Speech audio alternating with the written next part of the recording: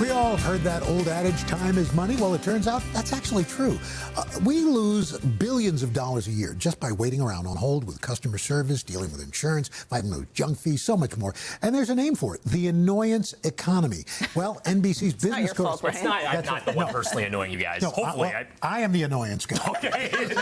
so here, let's help figure this out. Brian Cheung's here to break it down. So let's start with customer service. Okay, we spend hours waiting online. How do we circumvent? It's the absolute where you just want to like scream into your phone. Well, first off, there's a website called gethuman.com where you can see if there's an actual number where you can reach a human being instead of the customer service line that you might see printed on, let's say, the back of your card or on that email. It's a good way to try to get to a human as opposed to. I don't mean to. I just want to tell you. Yeah. Take a look. What's going on?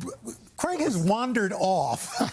I was coming back. What's going on? I was coming back. He's the fourth question, so he's got Here's what's even odder. I was going to go take a piece of Dylan's bagel. Her buttered bagel.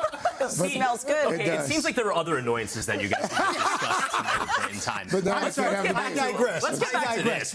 Back to this. First off, make calls to those customer service centers Tuesday to Thursday afternoon. Monday is the worst time to call because that's usually when they're jammed up. A lot of people experiencing things over the weekend. They have to wait until Monday. Stay calm and respectful when you're on the call. Yeah, and also, that's not going to get you anything by screaming at somebody. Exactly. And then also ask for a direct number once you get in contact with someone. You never know if you're going to get disconnected. But also, it just gives you a good opportunity to follow up after that call. Sometimes I've given them my number to call back because I'm lonely. So now all these customer service people are just calling you all the time? They're just calling me all the time. You haven't given me your number. Well, that's another story. Okay, all right, we'll talk after. You have to earn it. Yeah, that's right. It takes a while.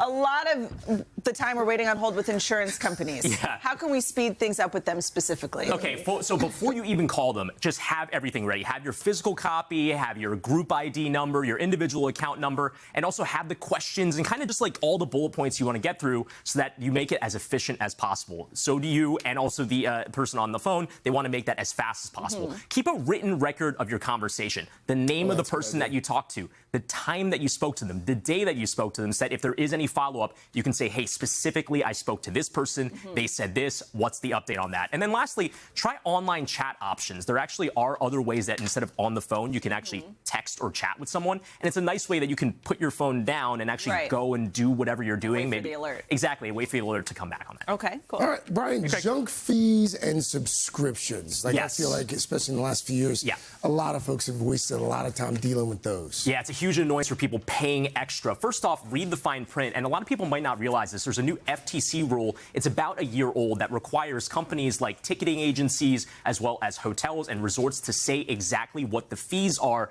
when you do buy a ticket or you do end up staying there for a few nights. So again, take a look at the fine print to make sure you know exactly what you're paying and ask about the waivers. If you're at a resort fee and you say, I'm not going to use some of those amenities, can I get that fee waived? That can actually offer you some savings, and you might as well ask while you're at check-in. And then check your cancellation policies ahead of time. Again, in the fine print, you might see if you cancel before a certain time, you might have to pay a certain fee. But again, you can ask about that waiver. And then lastly, frequently check your auto-renew subscriptions, specifically for streaming services, other types of content subscription. You might not realize what you're subscribed to. Phone calls and scams. Why are you creeping behind me? What are you doing? Yeah, are you just trying to... What's going on? I don't know what he's up to. Yeah. But he might scream. I wouldn't be surprised. Okay. I apologize. Can you tell me how we can save time on these? Yeah, well, first off, you can register for a... Yeah, let's hang on this side. You can register for a national do not call registry. Let's say you have I've done that spam before. Does that actually work?